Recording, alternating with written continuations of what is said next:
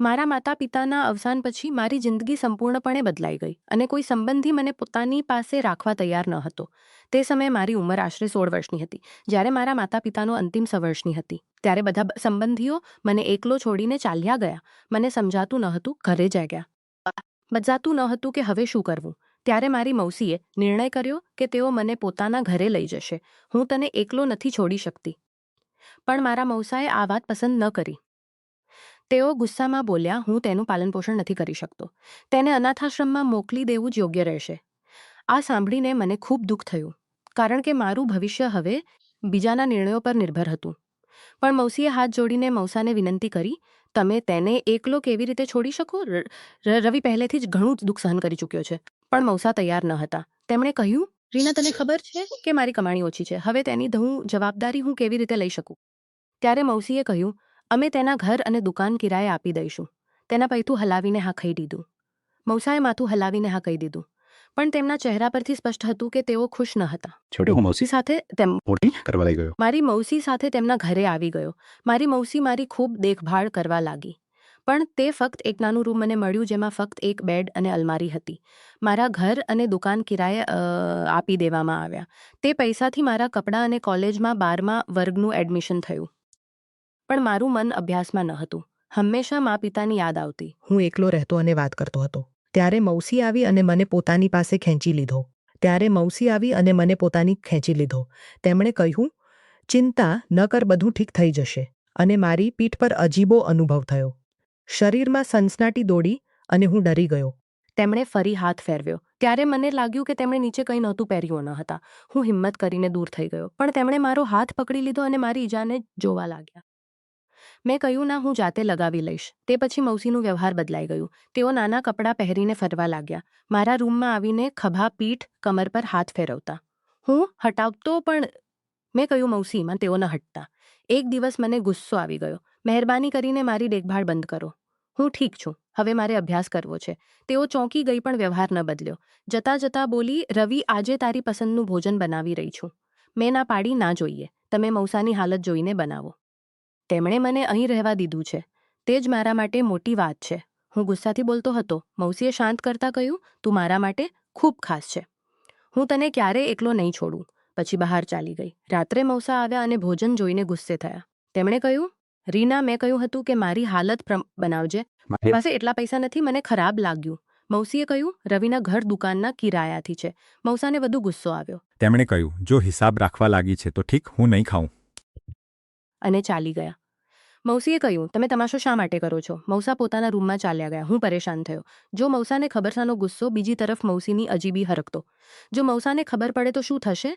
આ વિચારીને રોંગટા ઊભા થતા. મૌસીએ મારો હાથ પકડીને કહ્યું, છોડો, તેમનો રોજનો ડ્રામા છે. તારા માટે જ ખાસ બનાવ્યું છે. મને ખાવું પડ્યું.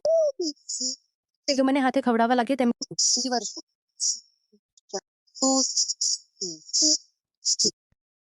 મૌસી પણ હિરોઈન જેવા હતા, પણ હરકતો અજીબી. લગ્નને 8 વર્ષ થયા, પણ બાળક ન હતું. તેથી જ ઝઘડા થતા. નાસ્તામાં શું ખાશે? એક દિવસ નહાઈને હું વાળ પોછતો હતો. મૌસી આવી અને ટેબલ પર રાખીને તૈયાર થવા લાગ્યો. તેઓ આવીનું જ પકડી પર બેસાડીને વાળ પોછવા લાગ્યો. મારો હાથ પકડી બેડ પર બેસાડીને વાળ પોછવા લાગ્યા. મને અજીબવાનો પ્રયાસ કર્યો. અચાનક મૌસા આવી ગયા. તેઓ ગુસ્સામાં લાલ થઈ ગયા. તને ફક્ત તેની જ ચિંતા છે. બહાર આવ અને મને નાસ્તો આપ. મોડું થઈ રહ્યું છે. અને ચાલી ગયા. મેં કહ્યું, હું જાતે કરી લઈશ, તમે જાઓ. તૌલિયો ઝટકીને લીધો. બેગ લઈને નીકળ્યો. ત્યારે મૌસાની તેજ અવાજ આવી, તારા મગજમાં ગોબર છે. રવિ હવે જવાન છે. તું બેડલક તેના રૂમમાં ઘૂસે છે.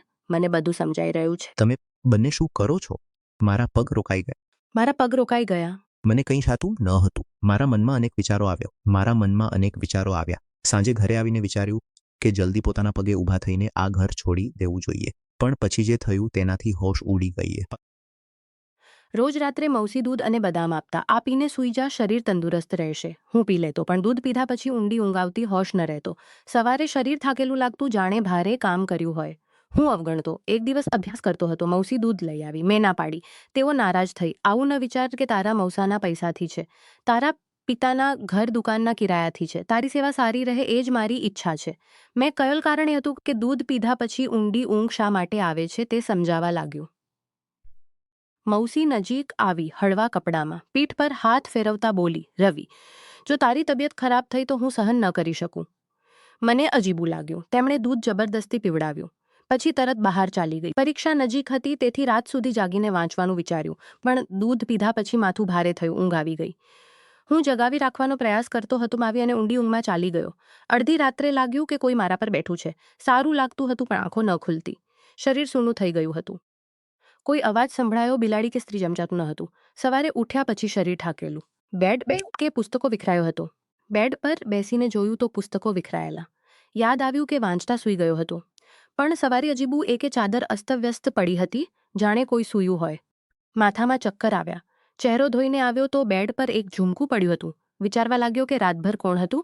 ત્યારે દરવાજો ખુલ્યો. મૌસી આવી. તેઓ ગભરાયેલા લાગતા, વાળ ભીના. મેં ઝુમકું મુઠ્ઠીમાં છુપાવ્યું. પૂછ્યું, મૌસી તું ગભરાયેલી શા માટે? તેઓ બોલ્યા, કંઈ નહીં, તારી ચાદર ઠીક કરવા આવી હતી. મેં કહ્યું, હું જાતે કરીશ. તેમણે જીદ કરી. મેં કહ્યું, કાલે રાત્રે વાંચતા સૂઈ ગયો હતો. પુસ્તકો વિખરાયેલા હતા પણ સવારે સાચી જગ્યાએ હતા. તેમનો ચહેરો ફીકો પડી ગયો.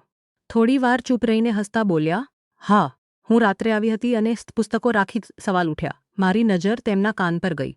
એક કાનમાં ઝુમકું હતું, બીજામાં નહીં. મેં પૂછ્યું, તારું બીજું ઝુમકું ક્યાં છે? તેઓ ગભરાઈ ગઈ. કાન સ્પર્શ કરીને બોલી, ખબર નથી. અહીં ચોરી કોણ કરશે? મેં મુઠ્ઠી ખોલી અને ઝુમકું રાખી દીધું. તેઓ કંઈ ન બોલ્યા. મારી તરફ જોતા રહ્યા.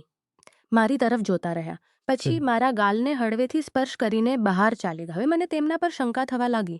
હું અંતર રાખવા લાગ્યો. ધીરે ધીરે મૌસીની તબિયત ખરાબ થતી ગઈ. કંઈ હજમ ન થતું. ઘરનું કામ ન કરી શકતા. મૌસા પરેશાન થયા. ડોક્ટર પાસે લઈ ગયા. ડોક્ટરની વાત સાંભળીને મૌસાના હોશ ઉડી ગયા. ઘરે લાવીને ગુસ્સો કરવા લાગ્યા. મેં પહેલી વખત તેમને એટલા ગુસ્સામાં જોયા. તેઓ પેટમાં કોનું બાળક છે? તે આ પાપ ક્યારે કર્યું? તારવસી પહેલે કોનું બાળક છે? મારી સાથે ધોકો કર્યો. હું ચોંકી ગયો. તમને દેખાતું નથી કે તેઓ બીમાર છે? તમે ચીસો પાડો છો. ત્યારે તેમણે મને જોરથી થપ્પડ મારી છે. આ બધું તારી જ કારણે થયું. તને પોતાની મૌસી સાથે આવું કરતા શરમ ન આવી? હાથ પગ કાંપવા લાગ્યા. હિંમત કરીને કહ્યું, તમે શું કહો છો? મૌસી તમારી પત્ની છે. તેઓ ગર્ભવતી છે તો તમે ખુશ થાઓ.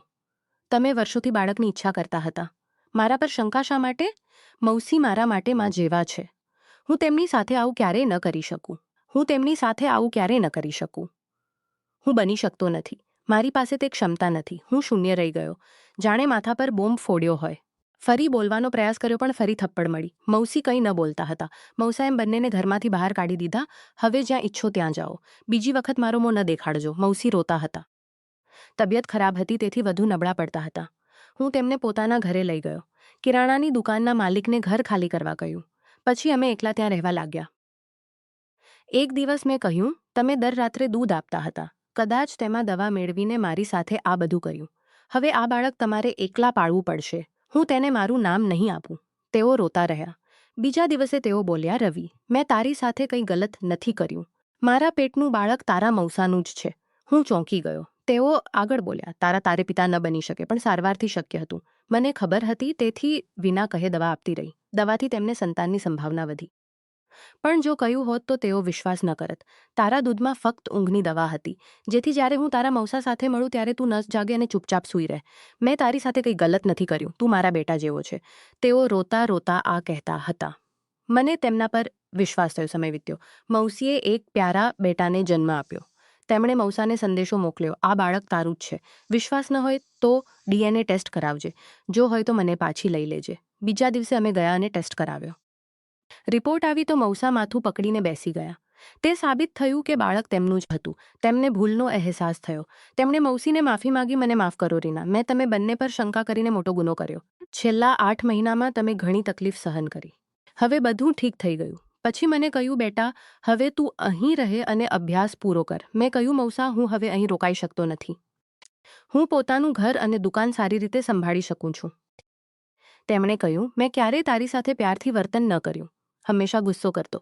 પણ તેમ છતાં તે તારી મૌસીનું એટલું ખ્યાલ રાખ્યો. મેં હળવી મુસ્કાન આપી અને ત્યાંથી ચાલી ગયો. પછી મેં પોતાના ઘર અને દુકાનને સારી રીતે સંભાળવાનું શરૂ કર્યું.